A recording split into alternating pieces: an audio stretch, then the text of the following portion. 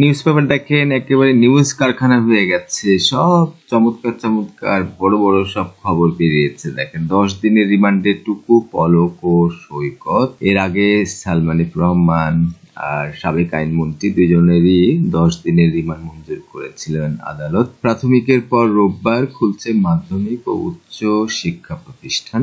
ঢাকা ওয়াসার নতুন MD AKM Shahid Uddin. Dhanmondi 32-এ দেখেন হ্যান্ড মাইকে ঘোষণা, ছবি তোলা যাবে না, ভিডিও করা যাবে না। আজকে 15ই অগস্ট, আপনারা জানেন যে এই দিনেই খুন হয়েছিল সপরিবারে বঙ্গবন্ধু শেখ মুজিব 75 সালের 15ই অগস্ট। আজকে সেই দিন। জনতা ব্যাংককে বড় ঝুঁকিতে ফেলেছে সালমান এফ রহমানের বেক্সিমকো। তাকসিমের গ্রেপ্তার, শাস্তির দাবিতে ওয়াসা ভবনে অবস্থান। বাংলাদেশের আন্দোলনে উৎসাহিত হয়ে বিরোধীরা ক্ষমতা দখলের চেষ্টা করছে, মমতা অভিযোগ করেছেন।